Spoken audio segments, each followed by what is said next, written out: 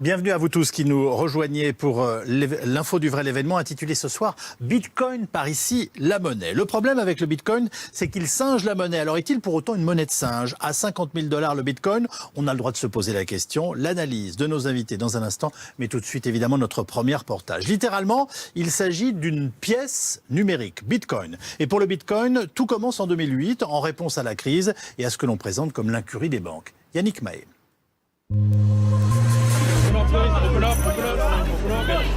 Il a trouvé une nouvelle planète à explorer, le Bitcoin. Elon Musk, l'homme le plus riche du monde, avait déjà déclaré sa flamme à la monnaie. La semaine dernière, il annonce investir 1,5 milliard de dollars en Bitcoin pour remplacer les fonds propres de la marque Tesla. Le plus gros investissement de l'histoire dans une crypto-monnaie, salué par les analystes financiers. Elon Musk qui investit massivement dans le Bitcoin, ça va avoir un effet d'entraînement sur tout le monde. C'est un événement majeur dans le domaine des investissements en cryptographie pour les grandes sociétés, Tesla en tête. Après l'annonce, le cours du Bitcoin s'envole. Valeur unitaire 40 000 $. De quoi changer le regard des grands argentiers de Wall Street qui comparent désormais le Bitcoin au métal jaune.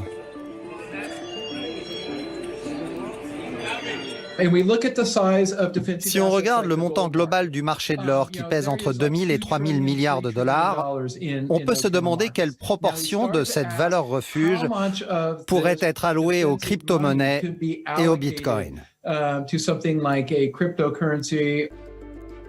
Pour Wall Street, la star des crypto-monnaies est enfin mature. On est loin des débuts de 2008. À l'époque, un activiste dit vouloir prendre sa revanche sur les banquiers enrichis par la crise de 2008. Dans un manifeste sous le pseudonyme de Satoshi Nakamoto, il déclare: L'objectif, c'est d'effectuer des paiements en ligne d'un tiers à un autre sans passer par une institution financière. Le Bitcoin est né avec sa philosophie libertaire, décentralisation et participation. With paper money, a government decides when to print and distribute money. Bitcoin doesn't have a central government. With Bitcoin, miners use special software to solve math problems and are issued a certain number of Bitcoins in exchange. Au début, le Bitcoin ne vaut rien, un 10 000 $. Mais en 12 ans, sa valeur va être multipliée par 400 millions, malgré un piratage en 2013. Exemple célèbre de l'explosion de valeur, l'achat en 2010 de 2 pizzas pour 10 000 bitcoins. Aujourd'hui, elles valent 400 millions de $. Derrière cette économie parallèle, on trouve des milliers de mineurs numériques, des informaticiens qui calculent les transactions en cours sur le réseau. Et voici le nerf de la guerre, des rangées de disques durs au bord de la surchauffe, dans des hangars de pays froids. Dans cette ferme numérique islandaise, les mineurs font donc fonctionner à distance des ordinateurs pour créer ce qu'on appelle la blockchain. La blockchain, c'est une chaîne d'information numérique. L'idée est de placer les infos les plus récentes au sommet. C'est l'objectif du minage. Générer des blocs d'informations. Il n'y a aucune limite technique. En revanche, il y a beaucoup de maintenance. Le minage est de plus en plus dur, car les bitcoins s'entassent. Les créateurs avaient prévu un plafond de 21 millions d'unités maximum. 18 millions circulent déjà, valeur totale 700 milliards de $. Le succès du Bitcoin n'a pas échappé aux services fiscaux. En France, les plus-values liées au Bitcoin sont imposables. L'oublier vous exposera à un redressement fiscal. Alors, tout cela est passionnant et tout cela donne le tournis. Avec nous pour commenter cette réalité, Olivier Babot, qui est économiste, président fondateur de l'Institut Sapiens. Vous enseignez à l'Université de Bordeaux. Votre livre, Le nouveau désordre numérique, comment le digital fait exploser les inégalités, est lui paru aux éditions Buchet-Chastel. Alexandre Stashchenko est lui cofondateur de Blockchain Partner, qui est le leader du Conseil français sur les crypto-monnaies. Vous êtes membre du conseil d'administration de l'Association pour le développement des actifs numériques et vous avez publié La blockchain décryptée aux éditions NetExplo. Enfin, Jérôme Colombin, journaliste spécialisé dans les nouvelles technologies. On vous retrouve sur France Info et sur la chaîne télévisée 01 TV. Vous êtes par ailleurs auteur de Faut-il quitter les réseaux sociaux, paru chez Duno. Est-ce que vous confieriez votre argent à Elon Musk, vous, Olivier Babot? À Elon Musk. Je vous ai vu l'air dubitatif. Elon Musk et donc aux cryptos, c'est ça Oui. C'est ce qu'il Oui, fait. oui. Alors lui, quand il investit dans les cryptos, il dit officiellement c'est pour diversifier ma trésorerie. Oui. Ce qui, compte tenu de la volatilité des crypto-monnaies, correspond quand même à un geste assez décisif. On peut y voir un symbole plutôt d'une certaine philosophie qui est à l'origine des crypto-monnaies. C'est une philosophie libertarienne, comme le disait très bien le reportage. On ne veut pas de centralisation, on veut justement fonctionner en réseau. Vous n'avez pas répondu à ma question, ce qui est très rare. Je vous ai demandé si vous confieriez votre argent à Elon Musk. Il vient de nous dire, j'ai mis 1 milliard, ce type que tout le monde admire, qui est perturbant par bien des raisons, mais voilà, mais qui est l'objet d'une grande réussite industrielle, bien, avec du matériel physique là pour le coup. Les voitures, elles sont pas dématérialisées, entre autres choses. Et puis les fusées aussi. Il nous dit, je mets 1,5 milliard de dollars sur le Bitcoin. C'est quand même un événement majeur. Parce qu'une des grande nouveauté, c'est qu'il annonce même qu'il va pouvoir accepter des transactions en Bitcoin. C'est peut-être un peu ce qui manquait jusque-là. Oui. C'est que le Bitcoin avait quand même ressemblé pas mal à une monnaie sur le côté réserve de valeur, mais sur le côté moyen de transaction, c'était pas évident parce que il y avait très peu de gens. Alors il paraît qu'à Paris, j'avais vu d'ailleurs des cafés accepter à une époque le paiement en Bitcoin. Donc, mais bon, globalement c'est rare et donc ça enlève quand même une des fonctions importantes de la monnaie. Vous pouvez pas échanger de la valeur avec. Sauf que là, à partir du moment où il dit on va pouvoir chez Tesla accepter des bitcoins, ça institutionnalise la monnaie d'une façon assez prodigieuse. Absolument. Et ça amène une seconde question, si vous le voulez bien, Alexandre Stashchenko. C'est est-ce qu'aujourd'hui, je peux acheter ma maison ou mon appartement en bitcoin? Est-ce que je peux acheter une voiture en bitcoin? Alors en fait, sur les monnaies, ce qu'il faut comprendre, c'est qu'une monnaie est toujours associée à un espace. Le fait qu'on ne puisse pas payer en euros, par exemple, aux États-Unis, ne fait pas de l'euro quelque chose qui n'est pas une monnaie. Pour le Bitcoin, l'espace dans lequel on l'accepte, c'est l'espace numérique. Donc, ça dépend en fait tout simplement de savoir si le vendeur accepte ou non le Bitcoin comme moyen de paiement. Il y a des pays comme le Japon dans lequel c'est un moyen de paiement officiel depuis plusieurs années. En France, vous trouverez plus difficilement un acheteur ou un vendeur qui est capable d'accepter les Bitcoins, mais c'est plus une question culturelle en fait. À partir du moment où effectivement on a des gens comme Elon Musk qui vont institutionnaliser ça, qui vont dire moi je prends le risque, voilà, je diversifie ma trésorerie. Et puis d'ailleurs quelque chose de peut-être encore plus intéressant, c'est tout le verbatim qui a conduit à l'investissement d'Elon Musk. Ça vient d'un autre personnage qui s'appelle Michael Saylor, qui est le PDG de MicroStrategy, une autre entreprise qui a été un peu précurseur. Elle a investi 400 millions de dollars dans le Bitcoin. Et ce qui est intéressant, c'est de voir pourquoi. Elle a dit, c'est parce que j'ai regardé ma trésorerie, j'ai vu un glaçon qui fondait. Oui. Et donc, j'adopte Bitcoin comme actif principal de ma trésorerie. Quand vous avez des boîtes qui mettent 400 millions, puis 1 milliard, puis 1,5 milliard dedans, c'est sûr que tout le discours qui consistait à dire, en particulier en France, ça finance le terrorisme et la drogue, ça devient compliqué en fait. On peut voir fondre sa trésorerie, vous avez tout à fait raison, mais ni vous ni moi n'avons jamais vu un bitcoin. Est-ce que vous comprenez que ça pose un problème, mais même psychologique, enfin, Bien sûr, mais c'est en fait les monnaies aujourd'hui, bitcoin ou non, de toute façon, sont en train de se numériser. Quand on échange, on fait un virement, un paiement par carte, on ne voit pas non plus d'euros transiter sur un quelconque réseau. De manière générale, le monde se numérise. Après, c'est le modèle de la monnaie. Il y a la monnaie qu'on va s'échanger par carte bancaire en paiement sans contact. C'est de la monnaie banque centrale. Donc, on l'a vu tout à l'heure avec un modèle où aujourd'hui, on devient fou. Je veux dire, 1/3 des dollars en circulation ont été mis l'an dernier. Ça n'a plus de sens. Il n'y a plus de sous-jacent, il n'y en a plus aucun. Et en face, on a la proposition de valeur de Bitcoin qui est effectivement, je suis limité. Donc, je ressemble plus à un métal précieux. Je suis rare. Donc, j'ai une proposition de valeur qui est de garder une certaine valeur. Vous êtes quand même en train de m'expliquer que selon vous, le Bitcoin est plus sûr que le dollar. Non, je pousse un peu.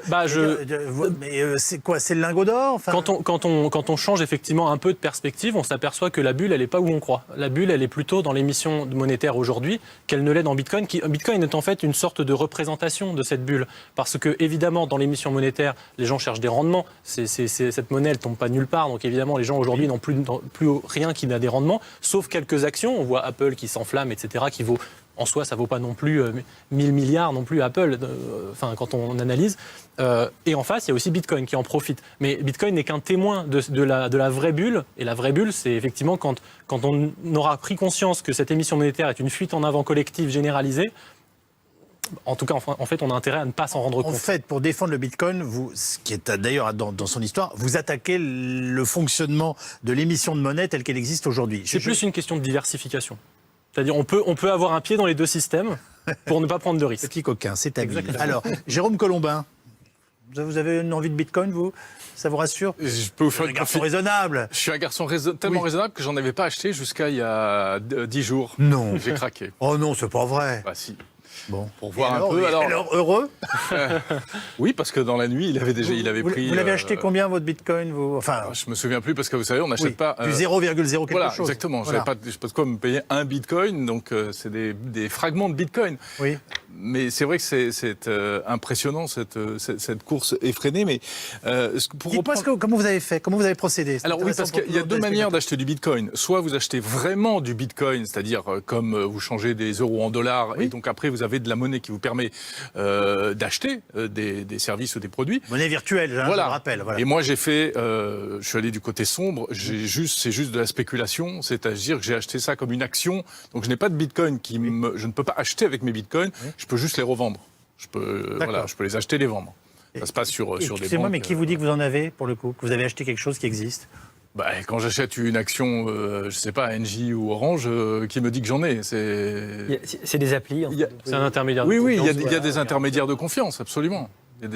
On passe par des intermédiaires financiers. Qu'est-ce que c'est qu'un intermédiaire de confiance? Alors là, c'est précisément la chose qu'on essaie d'éviter avec Bitcoin. C'est ce que j'appelle une banque, non, avant moi. Exactement. Voilà. Oui, c'est pour ça que je disais c'est une question de diversification. En fait, aujourd'hui, mais vous comprenez que même les terminologies, pardonnez-moi, elles posent problème. Si dans ce cas-là, appelons une banque de Bitcoin. Il y en a. D'ailleurs, une des plus grandes plateformes d'échange de Bitcoin aujourd'hui a obtenu une licence bancaire aux États-Unis et est devenue une banque. Donc c'est une hybridation des deux finances, entre guillemets, la finance décentralisée, la finance centralisée. Quand on va acheter un Bitcoin, par contre, on a la capacité, une fois qu'il est acheté sur une plateforme d'échange, de le retirer sur son téléphone, sur une clé USB. Et là, pour le coup, c'est plus chez une banque. Par contre, pour en acheter, il faut mécaniquement trouver la demande et l'offre. Et donc ça, on la rencontre sur des places de marché. Oui. Et alors, vous regardez votre cours tous les jours maintenant? C'est un enfant. J'ai l'impression qu'il sait faire un circuit 24. Voilà, mais sauf que ça s'appelle un bitcoin. Alors, vous faites comme vous voulez, mais... Non, mais c'est distrayant. Mais comme beaucoup de gens qui ont des bitcoins aujourd'hui et qui en ont depuis très longtemps, oui, bien sûr, on jette un coup d'œil. Mais c'est assez magique. Ça, c'est magique et c'est vrai que... Pourquoi c'est magique? Parce qu'on est un peu dans un autre monde, quoi. Si vous aviez mis 1 euro en 2010, aujourd'hui, vous en auriez 800 000. Si vous aviez mis 1 000 euros en 2015, vous en auriez 200 000 aujourd'hui. Voilà. Vous êtes poussé au crime. Juste non, mais vous êtes surtout en train de dire une réalité. L'augmentation extraordinaire. Et c'est vrai que dans un monde où les taux sont négatifs, il y a un côté absolument extraordinaire, peut-être qui alimente, je dirais pas une bulle, mais en tout cas une forme en tout cas d'engouement. Bien sûr. N'est-ce pas? Pour un truc qui peut prendre 10% dans la journée, voire plus. Après, on l'achète toujours trop tard, le Bitcoin. Oui, c'est ça. Chacun se dit, c'est ce qu'on se dit à 10 000, 20 000, 30 000, et puis là, on est en train de tutoyer les 50 000 $. Je me souviens de conversations que j'avais il y a encore 5, 6, 7 ans avec de jeunes collaborateurs et qui me disaient « Ah ben j'en ai acheté ». Mais j'étais ahuri, je disais « Mais t'es dingue, pourquoi tu fais ça ?» Aujourd'hui, ils en ont plein les fouilles, donc si je comprends bien, enfin potentiellement. S'ils n'ont pas revendu entre-temps. S'ils n'ont pas revendu entre-temps. Ce qui est certain, c'est qu'il y a un basculement psychologique, c'est-à-dire qu'en effet, il y a 3-4 ans, quand on en parlait, alors nous, chez Sapiens, on avait publié un rapport qui s'appelait Bitcoin, Totem et Tabou il y a 3-4 ans. Les gens rigolaient encore à l'époque, mais là, il y a eu un basculement réel, parce que justement, il y a ces formes d'institutionnalisation, il y a la SEC aux États-Unis qui a reconnu, donc ça commence à être institutionnalisé. La SEC, c'est l'équivalent du gendarme de la bourse, si vous voulez, c'est celui qui donne les accréditations. Voilà. Donc il y a une forme, c'était complètement hors la loi et complètement hors système, et ça commence à être dans le système en partie. Est-ce qu'on a déjà connu, Alexandre Stachenko, des crises du Bitcoin? Oui, les crises du Bitcoin. En fait, Bitcoin a une vie qui est marquée en fait par des sortes de cycles où globalement c'est une tendance qui est haussière, comme on disait. Je peux même rajouter une information, c'est que si vous avez acheté des Bitcoins un jour, peu importe, si vous l'avez gardé au moins 3 ans, vous avez fait une plus-value. C'est en fait, peu importe le moment où vous l'avez acheté, si vous l'avez gardé sur le long terme, vous avez fait une plus-value nécessairement. Oui. Donc, en fait, la tendance est clairement haussière, mais clairement, effectivement, il y a des cycles. Donc, on l'a vu il y a 4-5 ans, on était dans une sorte de bulle qui s'écrase, mais à chaque fois qu'elle s'écrase, on repart d'un peu plus haut que la dernière fois. Donc, ça fait que ça suit la tendance qui monte, mais que c'est par des cycles avec des bulles qui nourrissent à chaque fois. Mais la spéculation est là aussi pour du bon, à savoir que c'est elle qui finance les développeurs, les entrepreneurs qui travaillent sur le secteur, parce que, évidemment, ça coûte de l'argent tout ça. Bien sûr. Et c'est pas en France en tout cas qu'on peut lever beaucoup de fonds sur le secteur. Alors, qui sont les clients du Bitcoin hormis Jérôme Colombin depuis 15 jours ? Eh bien souvent des addicts comme Romain, il a 27 ans, il a misé 2000 € en décembre, il a doublé sa mise, bref, un nouveau converti, et le terme que j'emploie, vous allez le voir, est une forme de réalité. Julie Patin, Valentin Join. Ça, c'est la valeur du Bitcoin. Là, c'est les variations en 24 heures, donc ça a pris 4%. C'est devenu un réflexe pour Romain. Plusieurs fois par jour, il surveille le cours du Bitcoin. Bon, là, ça a pris quand même 48%, ça a pris 50%. Il y a quelques semaines, il a investi dans cette crypto-monnaie. Fin décembre, c'était ça, mi-fin décembre, donc je m'en cite par ici. Ouais. Attiré par le côté geek, mais surtout par les gains, presque miraculeux.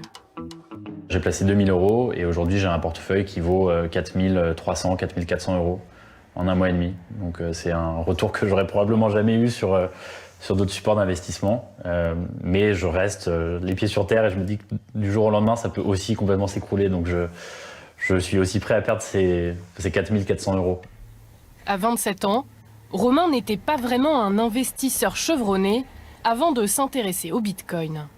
Au début, j'avais un rapport assez détaché et honnêtement, je me prends de plus en plus au jeu. Je lis de plus en plus sur le sujet, je me renseigne, je vais suivre des influenceurs sur les réseaux sociaux et en particulier sur Twitter. J'en parle à mes amis, j'en parle un peu à ma famille, aussi pour expliquer un peu la démarche. Oui, j'en parle assez largement autour de moi et j'ai converti quelques personnes qui se sont mis du coup à l'investissement en crypto. Le Bitcoin aiguise beaucoup d'appétit, bien au-delà des passionnés de nouvelles technologies. Oui, c'est Warren Homer, Société CoinHouse. Comment allez-vous ? À Paris, cette plateforme permet d'acheter et de vendre des crypto-monnaies. Avant de continuer, vous souhaitez investir au nom en tant que particulier ou au nom de votre entreprise ? Ici, on observe que ces derniers mois, de plus en plus d'entreprises commencent à investir dans le Bitcoin. Par rapport à 2017 où c'était particulièrement des particuliers, maintenant on a business, particulier plus institutionnel et on sent cet engouement de plus en plus. Et quand on a des news comme Tesla avec Elon Musk qui participent justement à cet élan, forcément les entreprises françaises et européennes ont envie de participer. Le Bitcoin, à l'origine, était une monnaie, un moyen de paiement indépendant des États et des banques. 12 ans plus tard, sa perception a bien changé. Nous, chez CoinHouse, en tout cas, on ne considérera pas le Bitcoin comme une monnaie. Vous n'allez pas acheter votre baguette de pain, 2 € un jour, 1 € 2 semaines plus tard, et puis 50 centimes, et puis 4 € dans 3 ans. En revanche, un actif numérique sur lequel investir à long terme, oui. Les fondamentaux économiques du Bitcoin font que la probabilité de prise de valeur sur un temps long est très forte, et c'est la raison pour laquelle les entreprises aujourd'hui investissent dessus, en pariant sur sa valeur à 3, 4 ou 5 ans. Son intérêt aujourd'hui reste que, qui que vous soyez, du moment que vous avez quelques dizaines d'euros à investir, vous pouvez aller acheter du Bitcoin ou une autre crypto-monnaie sur les marchés, là où dans l'écosystème financier traditionnel, vous auriez sans doute un certain nombre de barrières à l'entrée avant de pouvoir avoir accès à des actifs très performants, mais aussi du coup très risqués. Valeur refuge pour certains, pur outil de spéculation pour d'autres. Aujourd'hui, un Bitcoin s'échange à près de 50 000 $. La banque américaine JP Morgan estime qu'il pourrait encore grimper pour atteindre 150 000 $. Moi, je ris parce que vous faites oui avec la tête, ça vous fascine. Oui, je disais, c'est ce que beaucoup de gens disent dans le milieu, oui. Il faut comprendre, on est dans un monde qui a besoin effectivement de valeurs refuge. Alors c'est vrai, comme vous disiez, les termes du débat, c'est les gens qui sont pour ce qu'on appelle les monnaies fiat, donc les monnaies qu'on utilise, disent « Oh là là, Bitcoin, vous n'avez pas de sous-jacent ». Puis les gens de Bitcoin disent… Ça veut dire quoi, vous n'avez pas de sous-jacent ? C'est-à-dire qu'en fait, vous avez derrière, il n'y a pas d'actifs. C'est comme vous imprimez des billets de Monopoly, vous dites « ça vaut quelque chose ». Oui. Et les gens de Bitcoin disent la même chose, mais les billets de Monopoly, c'est vous, parce que ça fait bien longtemps qu'il n'y a plus d'or derrière. Autrefois, il y avait de l'or dans les banques qui était censé compenser. Donc aujourd'hui, celui qui va produire sans fin la monnaie, c'est vrai que c'est plutôt ce qu'on appelle les monnaies fiat. La grande force du Bitcoin, c'est que justement, il est limité en nombre. C'est-à-dire qu'on ne va pas pouvoir en produire plus du nombre qui est prévu depuis le départ. Donc finalement, cette caractéristique de rareté, qu'est-ce qui fait qu'une œuvre d'art va avoir de la valeur ? Parce qu'on sait qu'elle ne pourra pas être multipliable à l'infini, elle est rare. Et ben, c'est un petit peu ce qu'on commence à se dire sur le Bitcoin. Il a une valeur du coup. Alors c'est passionnant parce que là, on est au cœur vraiment du débat. Personne ne peut garantir la valeur d'un Bitcoin. Non. Et pardonnez-moi, ceci a été assumé on va dire de toute éternité, par des États et par des États qui garantissaient la valeur de la monnaie. Là, il n'y a pas d'État, je ne sais pas sur qui me reposer. Non, mais en Même fait, si on sait que des faillites ont eu lieu. Le sous-jacent de n'importe quelle Vous comprenez ma monnaie… question ? Oui, bien sûr. Le sous-jacent de n'importe quelle monnaie, c'est la confiance qu'on a dedans. Alors après, il y a différents moyens de créer cette confiance. Au cours de l'histoire, cette confiance, on l'a créée en disant « Regardez, c'est de l'or, je ne peux pas en créer. Donc, on pourra s'échanger ça et je ne pourrai pas créer n'importe quoi. » Oui. Ensuite, on a fini par avoir des banques à qui on disait « Stockez mon or, moi j'aurai des billets. » Ensuite, on a enlevé l'étalon or, c'est ce qui s'est passé dans les années 70. On a dit « En fait, il n'y a rien derrière, faites-nous confiance. » Et quand vous allez sur le site de la BCE, Banque Centrale Européenne, vous avez un petit paragraphe qui vous dit « Pourquoi l'euro a de la valeur ? Parce que vous nous faites confiance pour gérer l'inflation. » Il y a même la phrase d'après, c'est si on échoue dans notre mission, l'euro pourrait très bien ne rien valoir. C'est un peu pareil pour le Bitcoin, c'est-à-dire que le job de Bitcoin pour qu'il ait de la valeur, c'est qu'il génère de la confiance. Sa confiance, elle vient de deux choses. Elle vient de son utilité. Son utilité, c'est de représenter de la valeur en ligne, de la transférer. Et là, c'est beaucoup plus efficace. Je peux envoyer 1 million d'euros à Kuala Lumpur, dans 10 minutes, c'est arrivé, j'ai payé 10 euros de frais. Le système bancaire est incapable de faire ça. Donc il y a une vraie utilité évidemment à ça. Et ensuite évidemment... Vous savez que le système bancaire est incapable de faire ça parce que justement il a des processus de vérification, entre autres, et de support. Non, c'est aussi parce que en fait, Internet n'est pas fait pour gérer de la valeur au départ. Quand vous êtes sur Internet, vous savez faire de la copie, c'est tout. Quand vous envoyez un mail, par exemple, vous faites un abus de langage. Le mail, il n'est pas parti de chez vous. C'est pas comme une carte postale que vous envoyez que vous n'avez plus. Donc, quand on parle de la valeur, si on faisait le même processus, on ferait de la création monétaire tout le temps. Je vous envoie de la valeur et vous avez 10 euros et moi aussi. Absolument. Ça marche pas. Donc, pourquoi ça coûte cher d'échanger numériquement avec des banques ? Parce que les banques se substituent à quelque chose qu'Internet ne sait pas faire. Donc, en fait, elles se retrouvent obligées d'avoir un consensus en permanence entre elles. Donc, ça demande beaucoup de travail et beaucoup de systèmes d'information pour dire oui, cette personne a bien 10 000 et cette personne a bien 100 000. Bitcoin fait ça nativement. Donc en fait, on peut s'échanger sans avoir toutes ces procédures parce que c'est plus sécurisé que le réseau bancaire et en plus, ça coûte beaucoup moins cher. Donc il y a une vraie valeur intrinsèque. Et je termine juste en 10 secondes en disant, effectivement, la confiance, elle provient de cette utilité initiale, donc représenter de la valeur en ligne et se l'envoyer. Et une fois qu'on a cette utilité-là, c'est comme l'or. L'or, il a une utilité extrêmement marginale, on ne fait pas grand-chose avec de l'or. Mais puisque c'est limité, c'est devenu un peu l'étalon de valeur auquel tout le monde se fie. Et Bitcoin prend cette position, mais dans l'espace numérique, c'est-à-dire que c'est un pivot. Si vous voulez acheter la crypto-monnaie numéro 260, vous n'allez pas l'acheter en dollars, vous allez l'acheter en Bitcoin, elle est cotée en Bitcoin. Et c'est pour ça que Bitcoin prend ce rôle vraiment d'étalon or. C'est pour ça qu'on peut vraiment faire la comparaison, c'est un pivot monétaire numérique. Jérôme Colomba. C'est fou parce que d'un côté c'est assez amusant, etc. Ça fait rêver et on peut se demander où ça fait peur. Et ça fait peur parce que c'est un peu les vases communicants, c'est-à-dire qu'on a l'impression que la confiance dans le Bitcoin augmente au fur et à mesure que la confiance dans la monnaie réelle baisse. Exactement. Et la confiance dans les États, donc qui ont bien fait marcher la planche à billets et voilà. Et c'est vrai que le Bitcoin prend ce côté de valeur refuge, le fait que des entreprises IA et le fait qu'Elon Musk, ça va encore augmenter la confiance dans le Bitcoin. Et c'est vrai qu'il y a une petite musique qui vient des États-Unis qui est un peu, et notamment dans les industries tech, qui est un peu en défaveur de la monnaie traditionnelle parce qu'il n'y a plus la confiance, il n'y en a plus assez en tout cas. Et juste pour ajouter, vous savez bien pourquoi justement le Bitcoin a ce côté anti-fragile, anti-système, c'est parce que dès qu'un État ou dès qu'une population se retrouve en situation de comprendre à quoi c'est utile, Bitcoin, d'un seul coup, ça prend de la valeur. Vous êtes au Venezuela, tout va bien. Le lendemain, il y a 1 million % d'inflation. D'un seul coup, vous comprenez que Bitcoin, ça a de la valeur.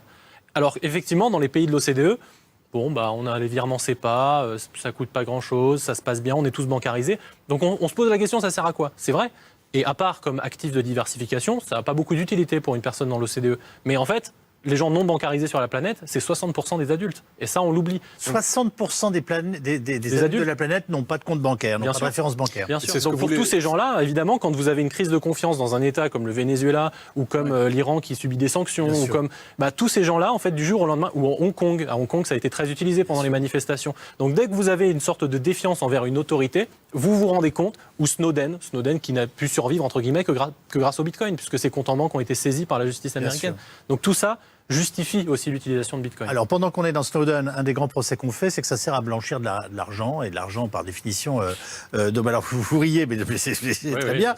Mais bon, pourquoi vous rejetez ça d'un revers ? Oui, complètement. C'est un procès hypocrite. Les faits parlent pour Bitcoin sur plein de choses. Alors, d'abord, juste pour resituer les ordres de grandeur, pour savoir de quoi on parle. Bitcoin, on le disait tout à l'heure, c'est à peu près 700-800 milliards de capitalisation totale.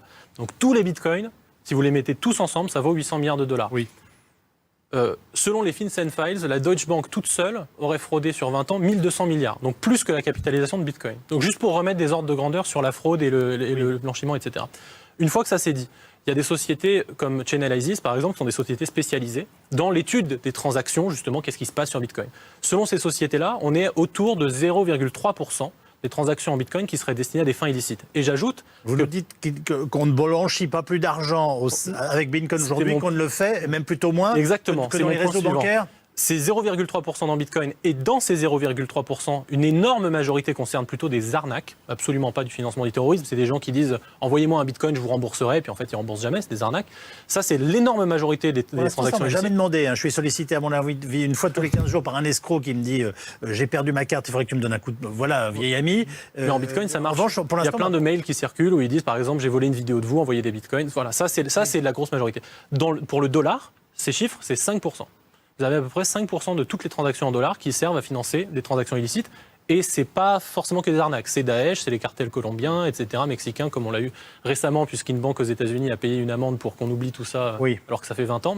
Donc voilà, c'est pour ça que je balaye effectivement ça d'un revers de la main, en disant que c'est une technologie qui est beaucoup plus traçable que le système financier traditionnel, et c'est extrêmement marginal. Donc ça a plus été effectivement une sorte de chose brandie par les gens qui sont concurrencés par Bitcoin pour dire ça sert à rien, ça sert à rien. Alors, est-ce qu'on peut répondre à la question pourquoi le Bitcoin ? Pourquoi est-il apparu ? Vous comprenez ce que je veux dire ? Qu'est-ce qui explique la naissance du Bitcoin et son utilisation ?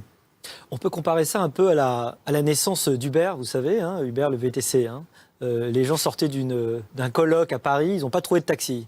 Ils se sont dit, on voit un vrai problème, il y a une sorte de monopole qui a été créé, qu'on va enseigner un peu, qui finit par exister pour les gens, non pas pour le service rendu, mais pour les gens qui y sont. Et donc, vous créez, le système va créer une demande alternative. Là, c'est la même chose, c'est vous observez la façon dont la monnaie, en fait, ça fait depuis très très longtemps. Et d'ailleurs, les réactions des États au début étaient très très épidermiques. Pourquoi ? Parce que c'est ma cassette, c'est comme dans la VAR, parce que c'est le privilège par excellence, le droit de battre le monnaie. Et pourquoi ? Parce que tous les États l'ont utilisé depuis Philippe le Bel. La monnaie est un pouvoir. Oui, et puis parce que tous les États l'ont utilisé pour se financer, en fait, et pour tripoter la monnaie, pour changer la valeur. Donc avant que ça soit de la monnaie uniquement fiduciaire, c'est-à-dire monnaie virtuelle, si vous voulez, quand c'était de l'or, déjà, on essayait de baisser la qualité des pièces, etc. Ça fait très très longtemps qu'on se dit, mais on va pouvoir multiplier les richesses en multipliant l'argent. Et malheureusement, ça se passe jamais comme ça, parce qu'il y a toujours un moment, normalement, où l'inflation vient rétablir, parce que la monnaie est un voile entre la demande et l'offre.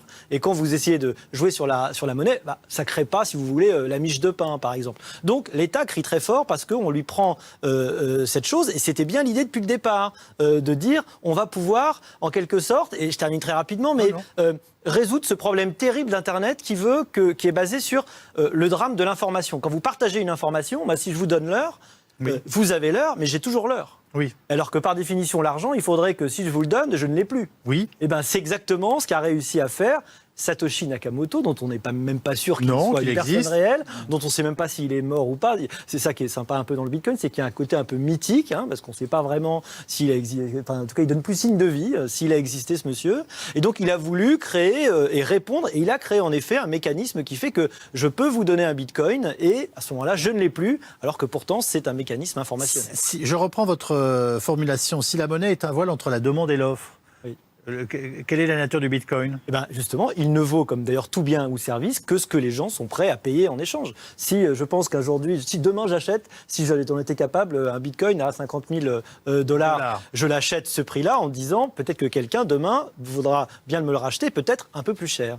C'est le système de tout actif de façon générale, même pas sans parler de monnaie. Tout actif, si vous achetez une action, c'est parce que vous pensez que d'autres personnes vont penser évidemment que ça vaut quelque chose. Et le fait que des gens le pensent suffit pour qu'en effet ça soit un actif. Jérôme Colomba. Mais le Bitcoin, c'est la suite de l'histoire de ce qu'on appelle pompeusement la révolution numérique, qui balaye tout, qui a modifié toutes les choses que l'on sait, qui s'est attaqué à ce qu'on pensait être un bastion inattaquable, la souveraineté des États.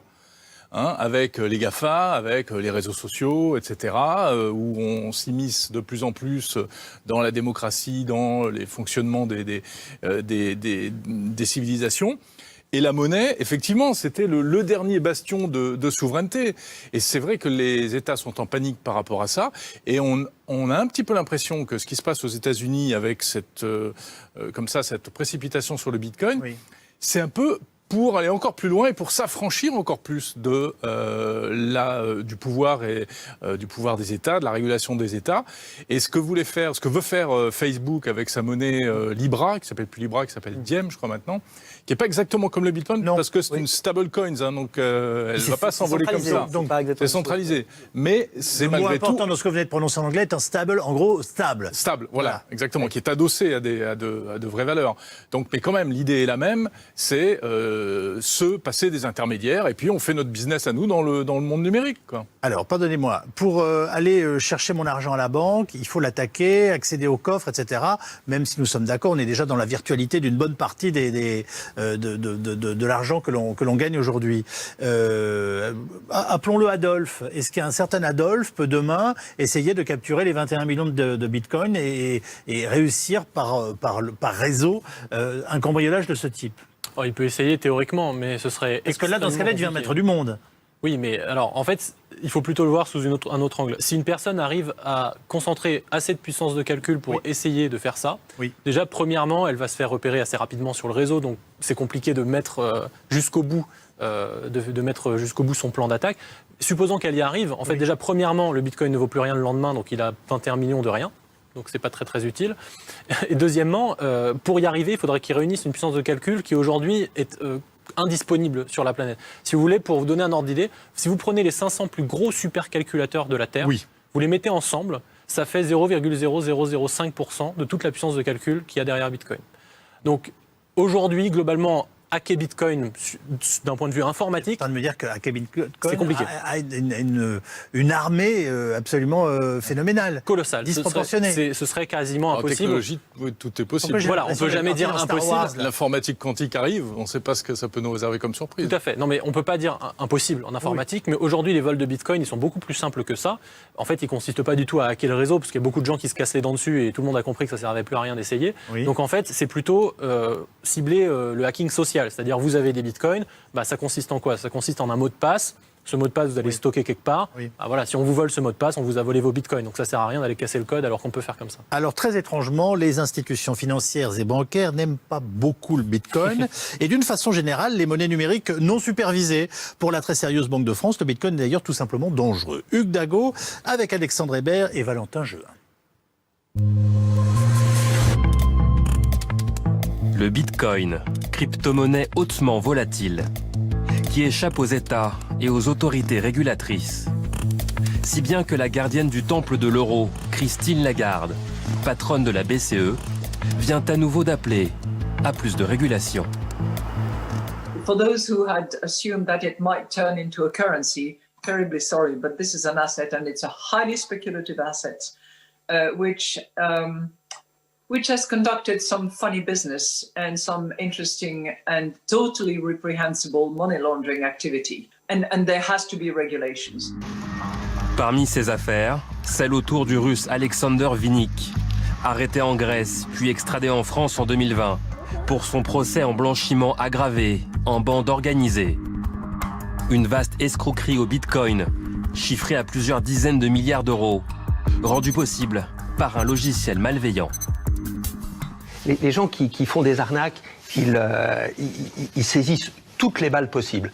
Et les cryptoactifs, le Bitcoin en fait partie, comme en font partie d'autres supports comme étaient les diamants, les places de parking. Nous avons chaque mois des alertes qui remontent. Nous alimentons des listes noires sur les plateformes qui sont des plateformes dangereuses dont il ne faut pas utiliser les services parce que l'argent sera totalement perdu.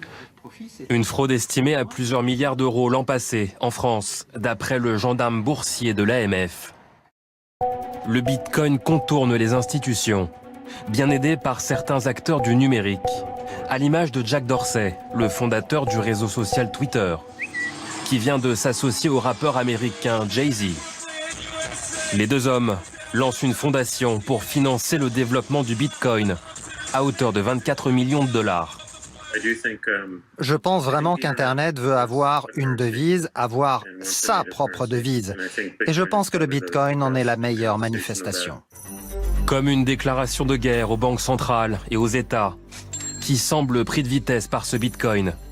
Le Nigeria fait partie des quelques pays où l'utilisation des crypto-monnaies est interdite. Sa banque centrale a même dû le rappeler il y a quelques jours. Des violations de cette directive entraîneront de sévères sanctions.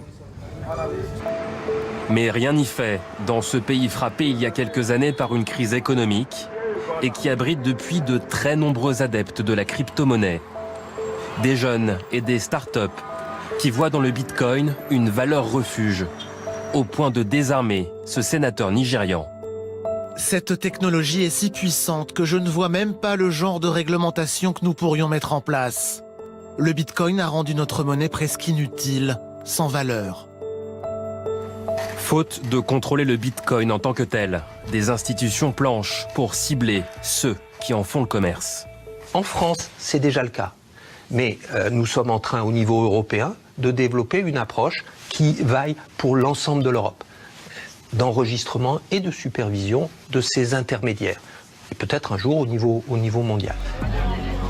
À moins que les banques centrales ne créent à leur tour leur propre monnaie virtuelle.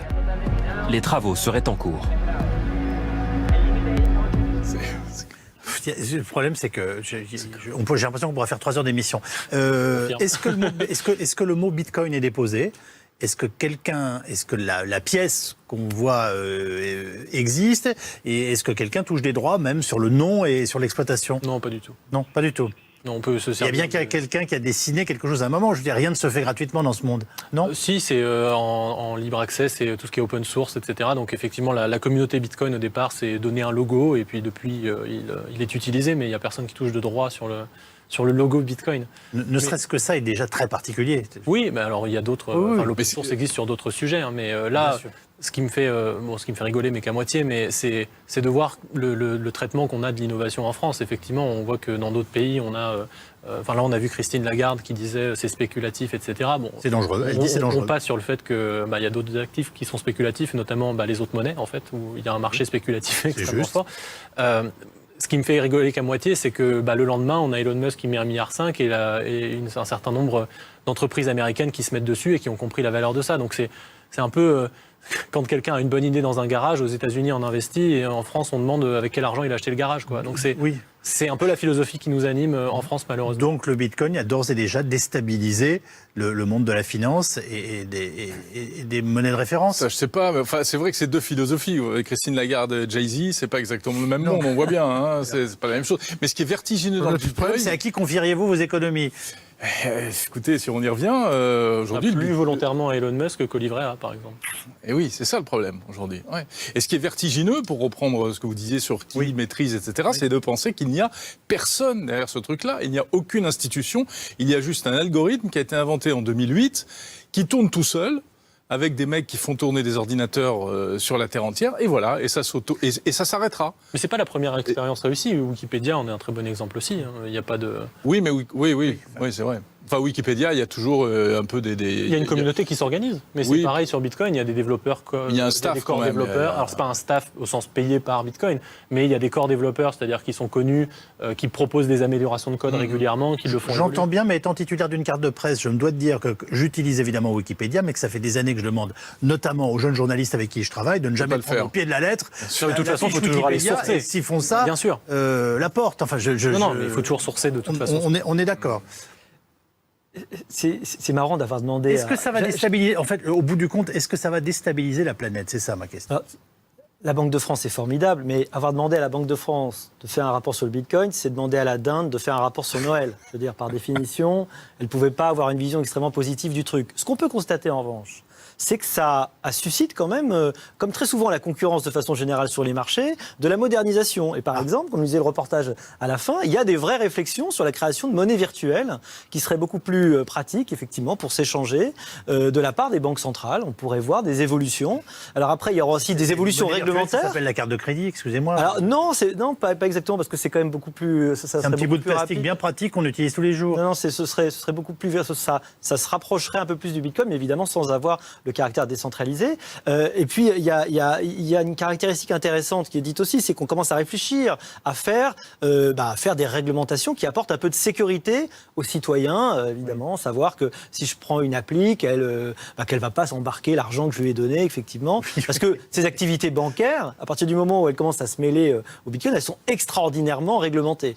Donc, la question qui se pose, c'est toujours celle du mur, comme pour le mur de Berlin. Est-ce que le mur, il est là pour vous protéger, comme vous dit le système, ou est-ce qu'il est là pour vous empêcher de sortir? Il y a toujours un peu, évidemment, cette ambiguïté. La crypto-monnaie nationale, ça fait quand même un petit peu penser au cloud souverain, au système d'exploitation souverain. Vous savez, il y a Windows qui inonde le monde. Bon, c'est pas grave, on va essayer de se faire un système à nous qui n'a jamais vu le jour. On fait pareil aujourd'hui pour le cloud parce que c'est dominé par les GAFAM. Mais là, je vois pas qui pourrait concurrencer d'une certaine manière le Bitcoin. Enfin, je sais pas. C'est un réflexe Minitel. Il y a Internet qui émerge, mais c'est mieux si c'est centralisé chez nous. Juste une question. Ils vont vraiment rester aux 21 millions. C'est ça, c'est 21 millions d'unités. C'est programmé. En fait, on peut changer le code de Bitcoin, mais pour ça, il faut qu'il y ait un consensus parmi tous les utilisateurs. Donc, c'est théoriquement possible de changer ces 21 millions, mais plus il y a de gens qui l'utilisent, plus c'est difficile de changer. En l'occurrence, j'ai envie de dire, c'est vraiment la grande promesse du Bitcoin. Oui. Elle est, moi, les seuls moments où parfois je pourrais me dire, tiens, je suis intéressé, c'est de savoir que justement, on a limité la monnaie en tant que telle. Et il y en a qui est déjà 97%, si je me trompe pas. Il y en a 18 millions d'émises. Oui, qui est déjà... Il y en a 18 millions d'émises. Oui, mais la vitesse d'émission diminue, elle baisse. En fait, c'est divisé par 2 tous les 4 ans. Colombin s'est lancé il y a 15 jours dans l'achat de Bitcoin. Ça fait tellement rire. En fait, l'émission monétaire, elle est divisée par 2 tous les 4 ans. Oui. Donc en fait, on a déjà émis effectivement la plupart des Bitcoins, 18,5 millions sur 21. Oui. Et on va continuer d'en émettre de moins en moins. Enfin, toujours de plus en plus, mais de moins en moins rapidement au fur et à mesure des années qui nous séparent de la limite finale, savoir 2140, c'est-à-dire pas demain, mais... La prochaine fois, il faudra qu'on vous m'explique comment on fait pour demander des augmentations de salaire en Bitcoin, mais ce sera une autre émission. Merci infiniment les uns les autres d'y avoir participé.